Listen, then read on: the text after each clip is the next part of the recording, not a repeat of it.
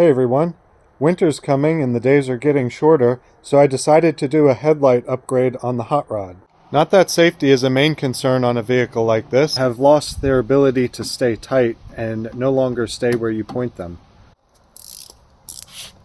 I found these 7-inch sealed beam chrome bucket headlights on Amazon, and I'll put a link in the description below, but I think these will make a really nice replacement. For comparison, here's the ones that are on there now, and here are the upgraded ones.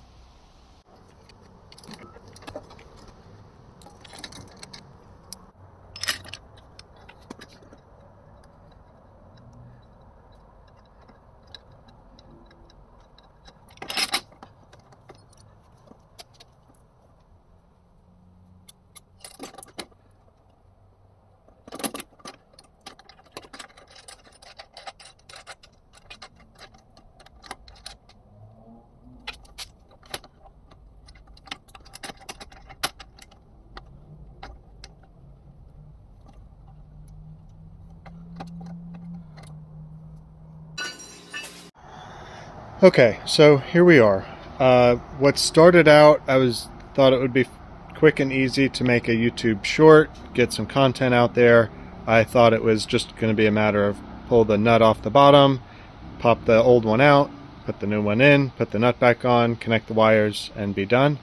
But it's ended up turning into a bit more of a problem. So what was originally going to be a YouTube short is looking more like maybe an Adam Savage style long format problem solving type. How do we get these to work and get this off of here and not make too much of a mess in the meantime? So I figure I'll try to record this, get it up kind of as a stream of consciousness, and at least again try to start getting back into the habit of pushing some more content out there. So I had thought that these are the original bulbs, original headlights. They're quite small, and I noticed they actually say motorcycle on them, which was interesting. I also thought that they were low beam only, like some sort of auxiliary driving light, because the high beams didn't work. But upon opening them up, there are a low beam wire and a high beam wire in here. So these do have high beams. I don't know if then the problem is the switch, the wiring, or the bulb. I'm having trouble getting this housing off. I did try to fill it with super glue to see if that would hold just enough to be able to back the nut off the bottom, because that's the problem, is this part is spinning inside of here, and so I can't get the nut off. I haven't gotten back to that one yet because I was trying to get this one on, and I found a new problem of it doesn't quite adjust high enough.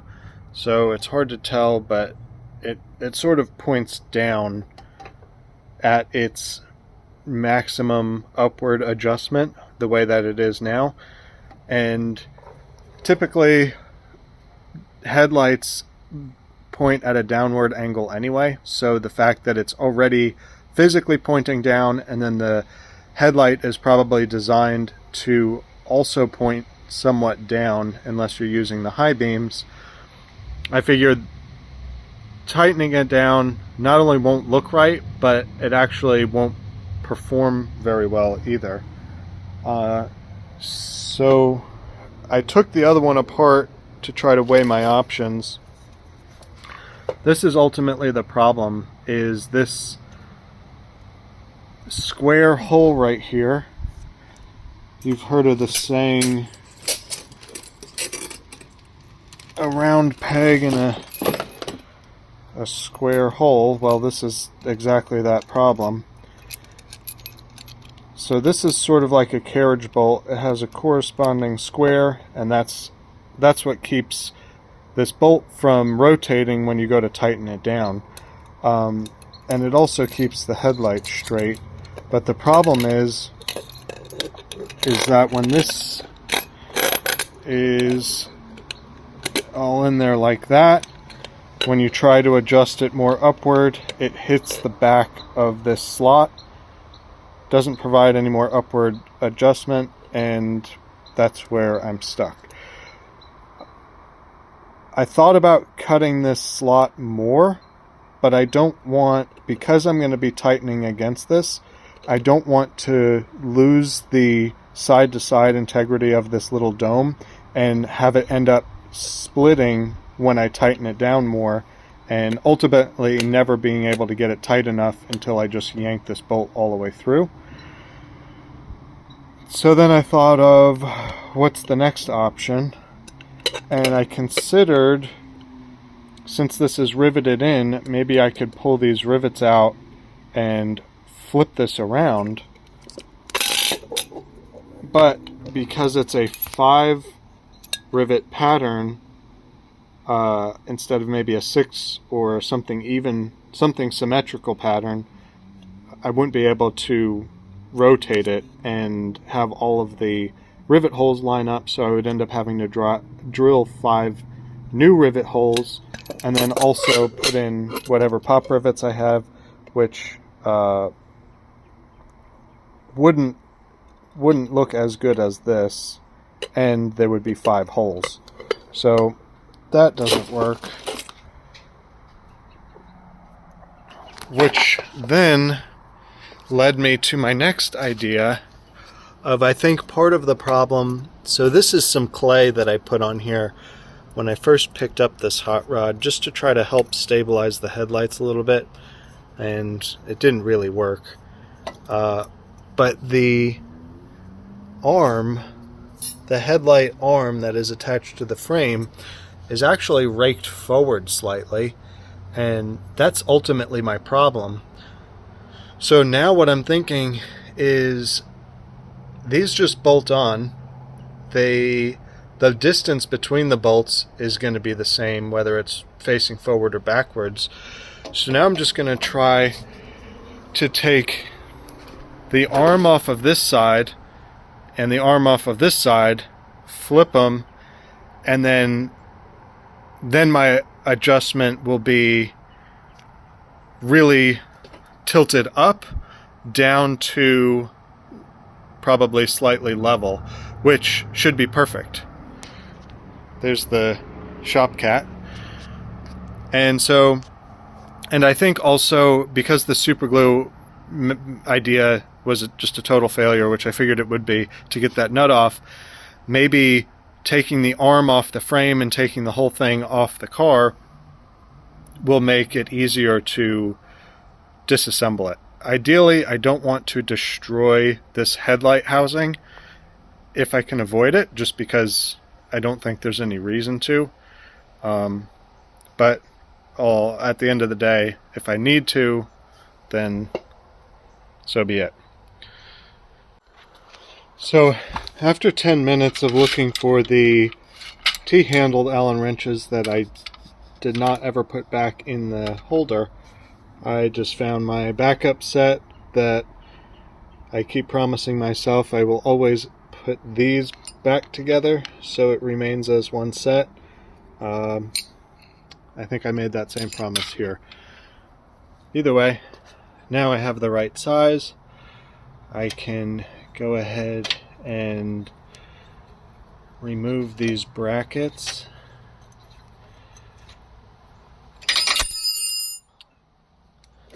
And let me go ahead and put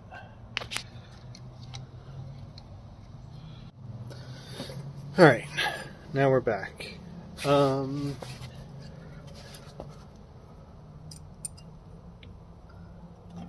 me get this other light out of the way. Oh, well, at least that got the wiring out of the way. And if we pull this off, fortunately, some of the things on this car do have some rust. This is a bit of an older build. I would estimate that it's about 10 or 15 years old. I didn't build it. It would be a lot of fun to have built it, but I have other projects, and I wasn't necessarily looking to build one of these as much as I just happened to find this one that, if I were to build one, checked all the boxes of what I would want in a build. And it allows me the enjoyment of being able to do things like this and upgrade it and kind of make it my own, while also driving it. It's definitely drivable. It's a lot of fun to drive. It gets a lot of attention when I drive it, and that's worth a lot. Seat time is worth a lot in a project car. As much as I enjoy the building of the project car, the seat time is really valuable. So now,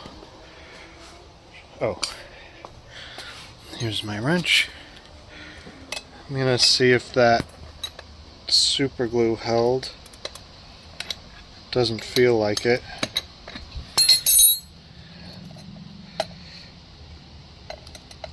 Okay, well, I'm gonna have to figure out how to get that off, which is, see, this one actually, the bolt pattern in here is symmetrical, so I could have turned this around. I don't know if that's an option that would have been needed, but this 4-bolt pattern could have been flipped, but it's actually probably easier, and these are bolted in, whereas the new ones are rivets, but it's probably easier just to flip these arms anyway. So now I need to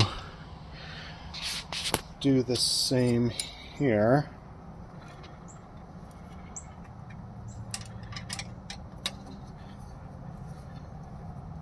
And let me get this mounted back up for you guys. I don't know if this is a better format for videos or a worse format. Let me know in the comments if you think that one way is better than the other way. I know my edited videos, a lot of the early ones particularly, those are, I've been really proud of those. They were very time consuming though, and at the time that I was doing those videos, I had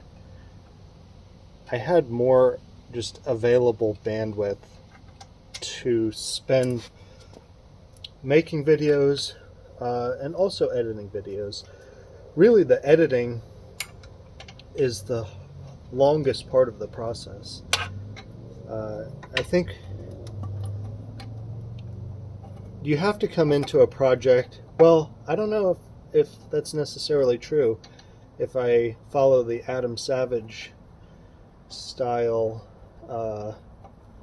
long format video,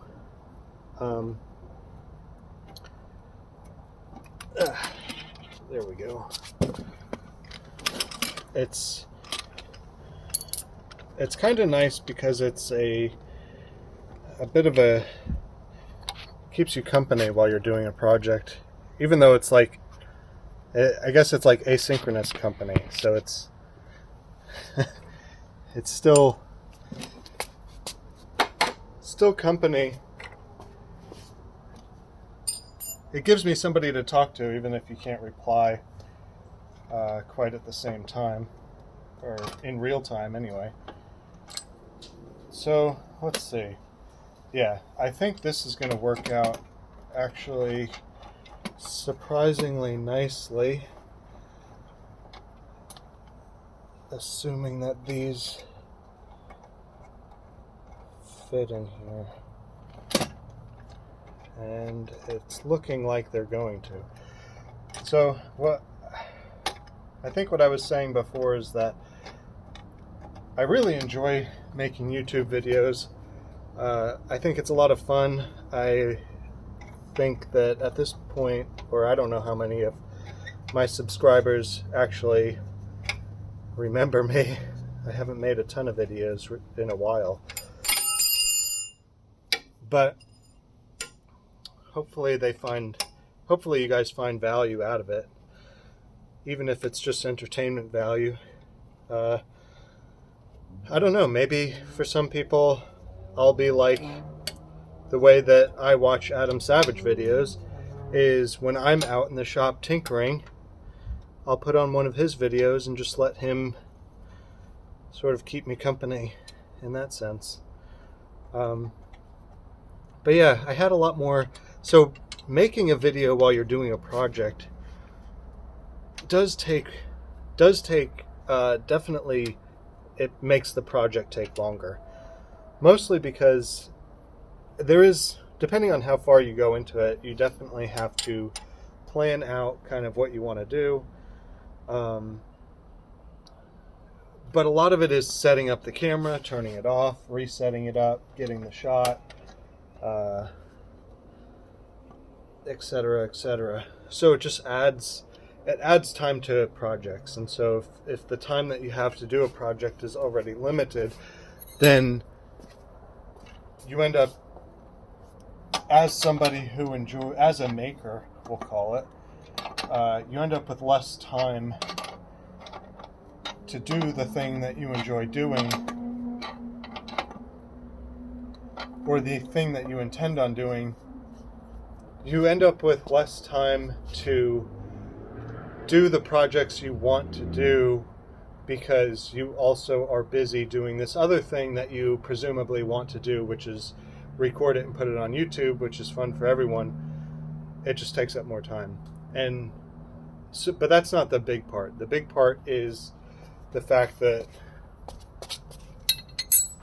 having to edit the videos and make them nice and production quality or whatever, that's the big time sink. And that's the part that all that to say is that's the part that I haven't had the time to do. And I've actually recorded several videos over the past several months and just haven't had the time to edit them together and get them out there, which I still hope to do, but I still want to continue moving forward. And this is actually perfect. So this is nice and sturdy. Once I actually align it, it looks like it will stay where I aligned it. Whereas the other little ones were so loose at this point that as I drove, they kind of rattled around, and which was good for just having the headlights on for driving through traffic and not just for visibility for other cars. Not that I think this thing is particularly hard to notice, but every little bit helps if you're in a vulnerable vehicle, whether it's a hot rod, a motorcycle, or whatever. So these will also function in that capacity, but I also hope that they function as actual headlights that are useful at night. Like I said, winter's coming. Not that this is very much fun to ride around in the winter, but there are days where it is warm enough. And you know, it's always nice to get something like this out and have fun with it at any time of year. But you could always put on a jacket if it's cold. You can't exactly see in the dark if it's dark. And so as the daylight gets shorter, I wanted to make sure to have more robust headlights. But also, I think the larger 7-inch size is just... it just looks way better, in my opinion. I think it's reminiscent, definitely, of the older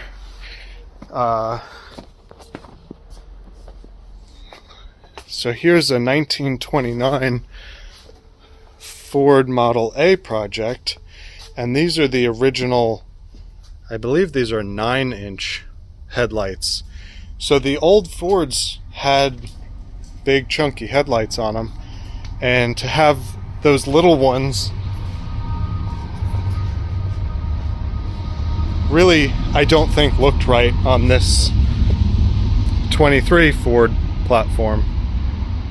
I don't know if you can even really call it a Ford, but it's Ford inspired at least.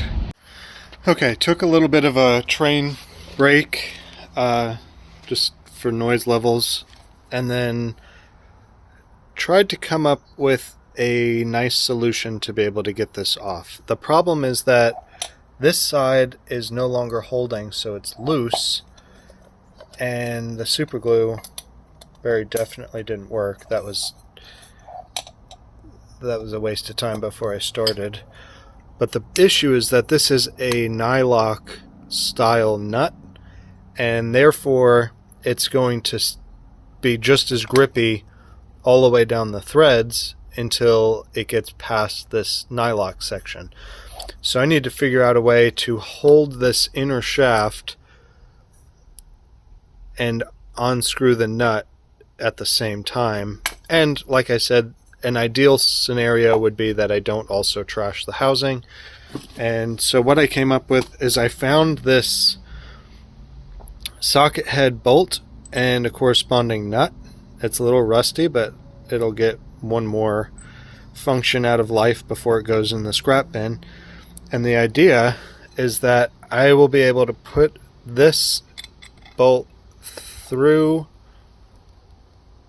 the hole, put the nut on this side, hold the socket head with the Allen wrench, and then be able to turn this nut off of the shaft, because this will be tightening and this will be loosening, so it'll act sort of like a jam nut is my thought. And once I get all of this old light off of this arm, I'll be able to put the arm back on the car, put the light on the arm, wire it up, and see how they look. So let's see how well that is going to work. Okay, so I kind of just cranked down on this to clean up the threads enough to be able to get this nut even on here. So that was why that looks like that. But if I tighten this,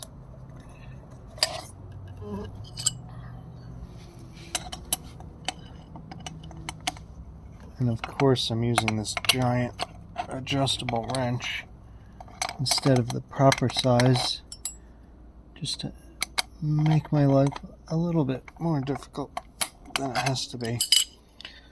So I think that should be tight enough on the shaft. And then this, like I said, I should be able to loosen this off of here. And the nice thing is that because the socket head bolt is such a small diameter, it actually fits inside the nut, and I can continue holding it as the nut gets totally back off the inner shaft. And it's actually, probably there's some rust at play a little bit, because it's tight all the way on there. But that looks like it worked pretty nicely. Oh yeah, that was quite corroded.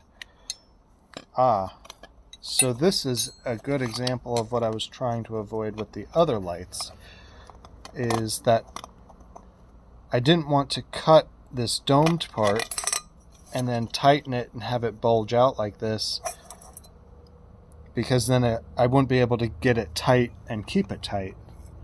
And it actually looks like, looking at this closer, that was the same solution that was taken originally by the builder. So that's interesting. It's interesting that that was the similar thought pattern, and then it probably did work for a while. But it's nice to know that that wasn't the best choice.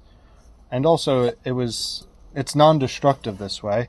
And this type of getting this out of here was also non-destructive to either this mounting arm or the headlight bucket. So not to say that this will be useful again, but really if I just replace this part, then it could be useful on something else. Cool. So now let's get lined up.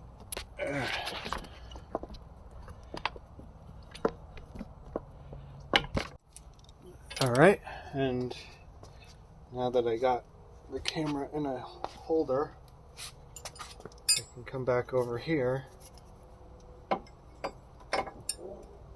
and mount this arm back. Now, I don't think it'll be a problem on this side, but on the other side I was looking and there might be a little bit of clearance potential issues between the mounting bolt for the headlight and the steering. I guess that's called the drag link. So I will check that in a minute.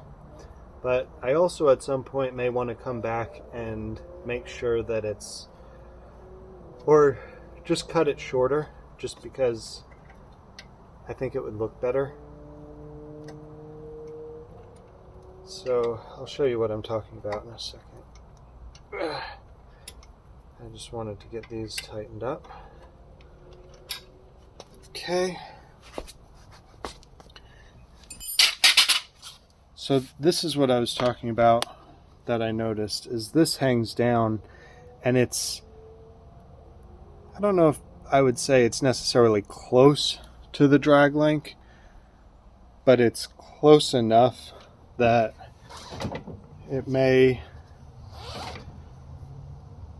if the suspension gets bounced and I'm in a turn,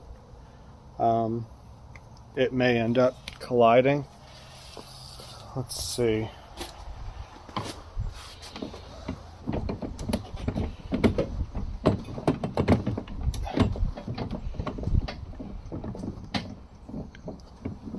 Oh, it actually looks like it stays, it moves pretty linearly, so it's not going to actually drift underneath this. So I shouldn't have any problem.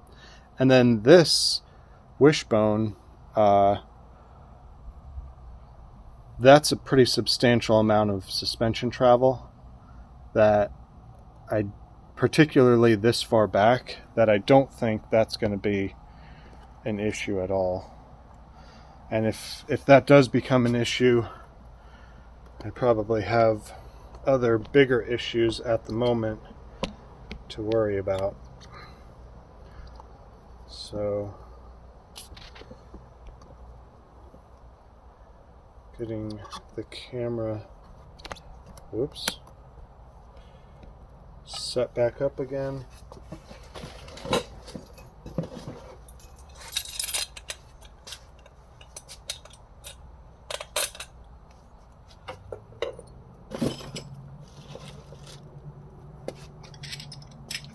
I took this one apart just to kind of explore. Maybe this will be easier if I take that out.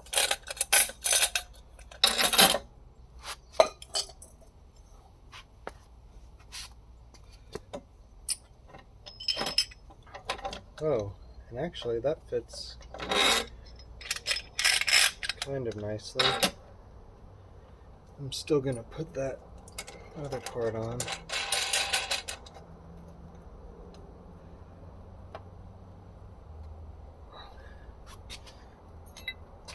And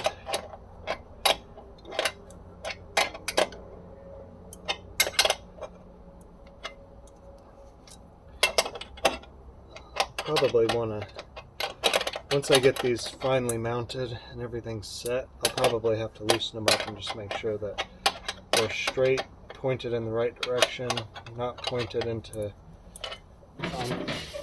oncoming traffic and that sort of stuff. And now, this was the other question that I had, is does this original wiring, yes it does, with the only exception of there's no ground inside this housing, and while the housing should be grounded, I don't have anywhere in here where I can connect a ground wire to at the moment. So how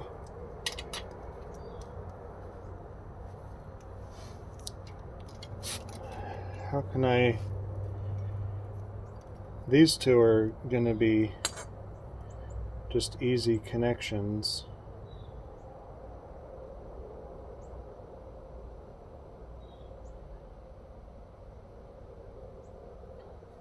I don't know if I want to try soldering a fitting, because I don't know.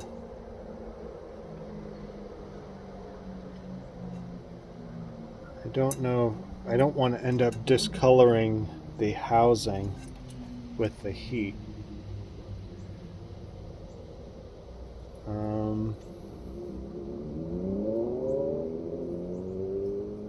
I could always just run the ground wire out and down to this bolt, and maybe that's the easiest thing for now. Since it's a black wire, it's not going to be terribly invasive visually. And I think with a couple of zip ties, that will actually be fine. And then the last thing is just to connect these wires with some sort of connector. So I need to go find some of those. Okay, having just spent 20 or 30 minutes trying to find this stuff, there are two tools that would make this very quick and easy. I did find one of my other T-handled Allen wrenches, and so I have two other tools. One of them is a crimping tool, and the other is a stripping tool for wiring. Actually, this is the crimping tool that I have somewhere. I'll put a link to the description. I'll put a link to the tools in the description if you want to see them. I think it's one of those things that it's pretty oxymoronic to spend 20 or 30 minutes looking for the tool to make an easy job easier when you could just, in that same time, have already been done with it another conventional way. But that's okay. I think I'm really good at being temporarily organized, and once I use something on a project, I think part of the problem is I have a lot of half-done projects, so I kind of keep the things that I'm using for a project with the rest of the half-done project, and then I start another project before the other one gets finished, and then so I scavenge materials for the first project, for the second project, and then leave them there, and then they're just everywhere. But I'm just going to do this quick and easy way, or not as quick and easy, but easy enough way, and just get this done. So here are my connectors that I'm going to use. These are the butt connectors that I need. Probably blue will be good. And these in particular are marine connectors. So when you apply heat to them, not only do they shrink down, but they also have glue inside of here. So they glue to the wire, seal it, shrink down onto it, and not only does that create a protected joint, but also you don't have to rely as much on the crimp itself to be able to hold the wires together. You can rely on the glue. So I'll need 2 of those per side. I'm going to put the camera back in the holder, and I'm not going to torture everyone watching with doing both sides of these headlights. So I'll do one on camera and the other one off camera.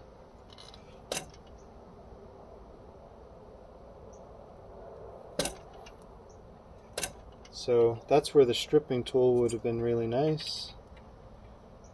And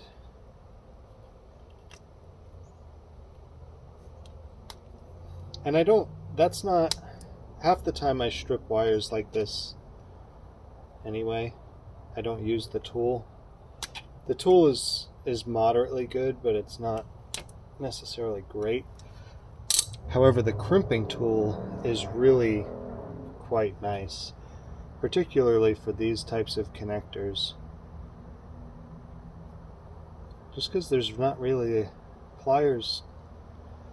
Pliers will work. And I have these comically large pliers for this job today. And they'll work, but they're not, I don't find that they're quite the greatest for crimping. Pliers in general, not just these pliers.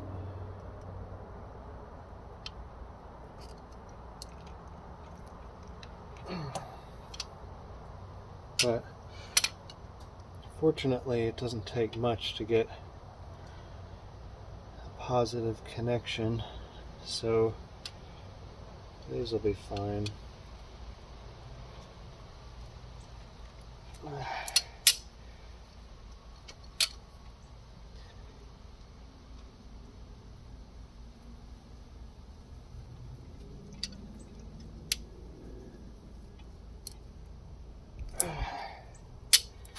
Alright, so now check this out. Am I in frame? Yeah, so if I just apply a little bit of heat, they shrink down quite nicely.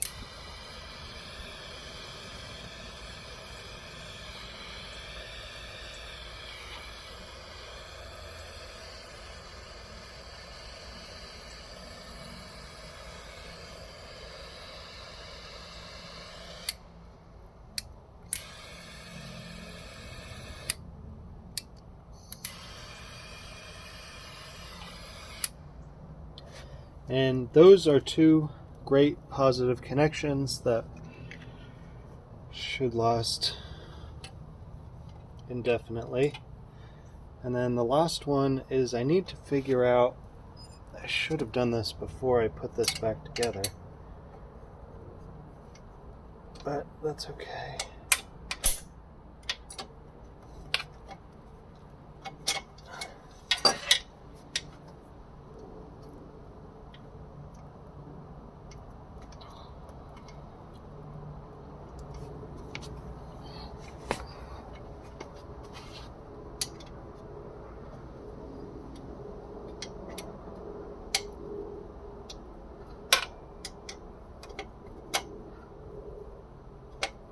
It's always so difficult to have an Allen wrench that is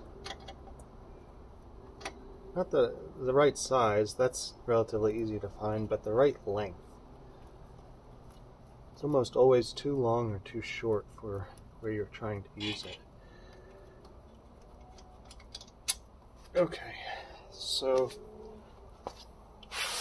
The reason why I needed to pop this out was just to make sure that the connector I selected can go over it. And then the other thing that I'm going to do, because this, I wonder if I can actually just pull this yellow connector off to begin with. Yeah, okay. So now what I'm going to do is, in a similar fashion, this is marine heat shrink. I'm going to put that on the wire, put that there.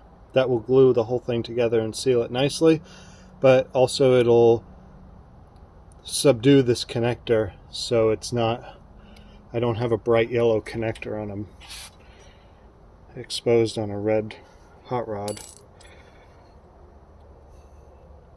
So now it's just ground time. Make sure to put the heat shrink on first. Made that mistake more times than I can remember. I finally get it all together and then realize that I didn't put the heat shrink on.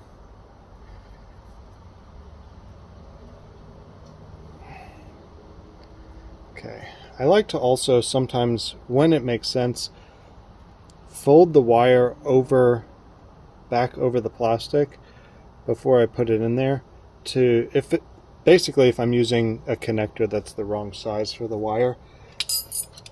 I don't know if that's best practice or not, but I feel like it gives it a lot more to grab onto, and then that way when you crimp it, it's still just as good of a connection really as it would be otherwise, but that just gives it more to grab on, makes it a bit more solid. So now get my heat shrink over there.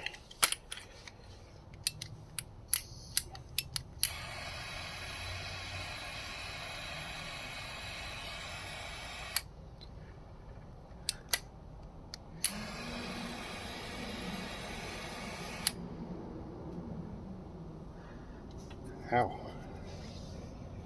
Got a little bit hot. But now that is a really nice looking connection, and it actually it gives it more of a production professional finished look than just a connector, I think. So that just makes it a little bit nicer in my opinion. But everyone's entitled to their own. So now, and the reason why I'm doing this first, before I put the headlight bulb back into the housing, is because I want to pull this extra slack through, and I figured it would be easier to do before I pulled the slack back into the housing. And also, I'm not 100% sure how much slack I will need, so if I just put the connector on first, then it won't matter how much I need, because I'll have exactly whatever that amount is. So zip ties are always a favorite. And now I'm going to take up the slack here, zip tie these,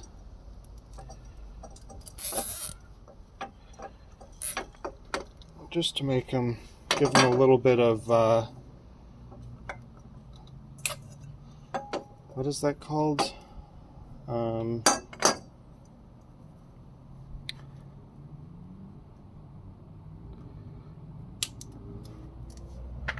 I don't remember the name of it. Where you, strain relief, I guess is the right word. A little bit of strain relief on the wires in case they get pulled. And now I should be able to tuck all of these in nicely. Put the bulb in place. And the finish ring.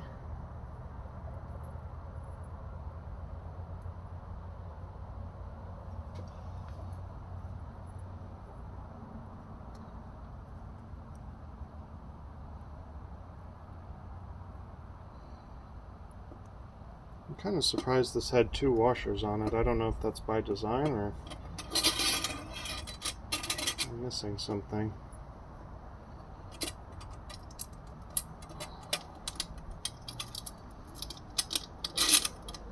I don't remember taking a washer off the other side.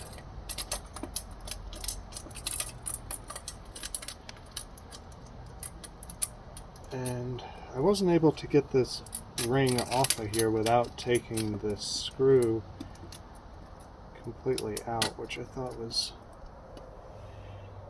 unexpected. I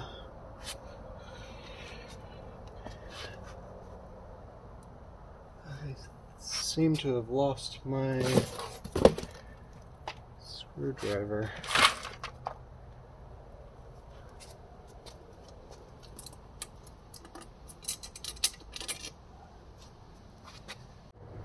Here we go. I found my screwdriver, and maybe this will let you see what I'm doing a little bit better.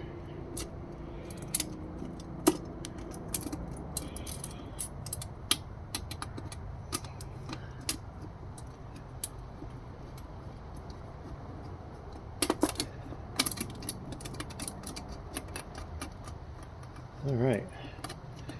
Of course, I want that on the bottom.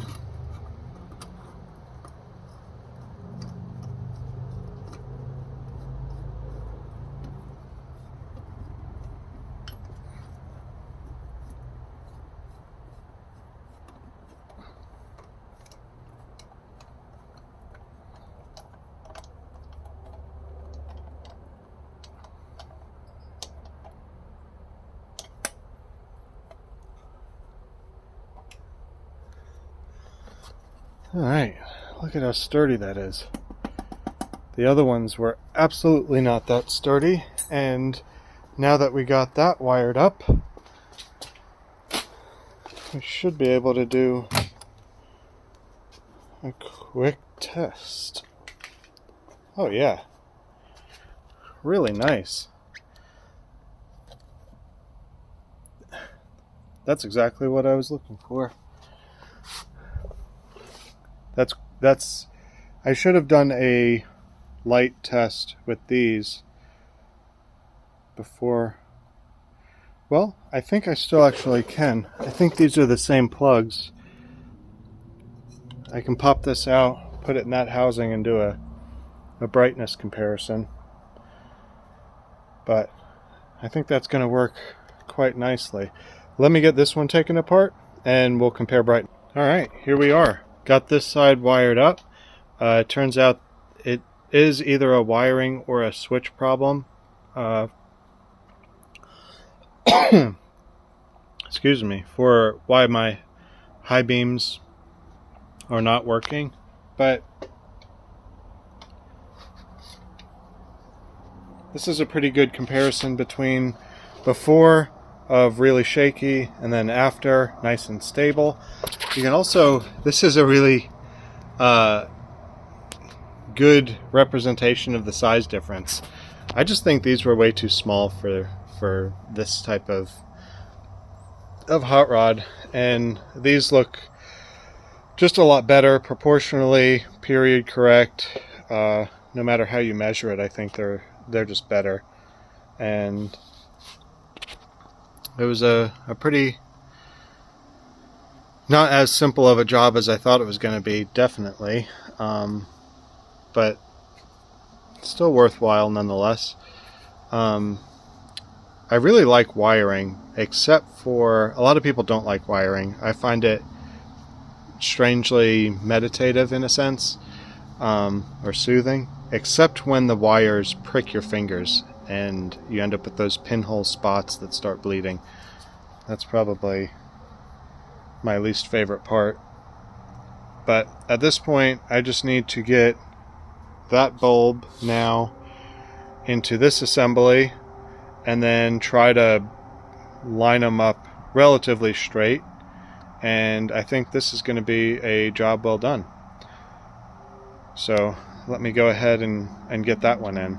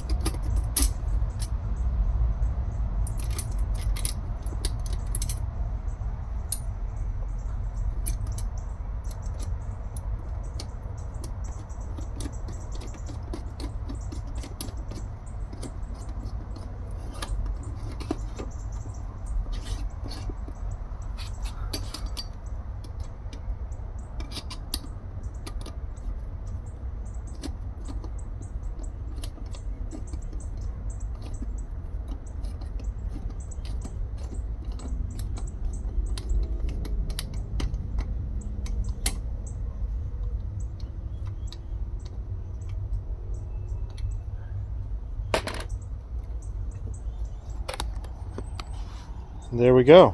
Now they're installed. Let's do one more turn them on test.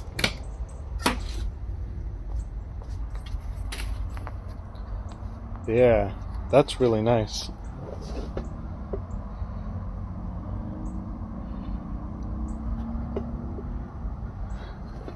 I'm really very happy with how this turned out. I think it changes the look of the whole front end of the hot rod tremendously, I think. It's just a small detail, but it's an important one. Alright, well, let me know. Click a thumbs up if you liked keeping me company. Click a thumbs down if you're not interested in Adam Savage style stream of consciousness type videos. And let me know in the comments whatever your thoughts are, or if you have any questions or whatever. Be sure to check out the description. I'll put a link to these lights if you are also building a hot rod, the tools that I couldn't find, and whatever else I think is worth putting in there. And yeah, like and subscribe. Thanks so much for watching, and I'll see you next time.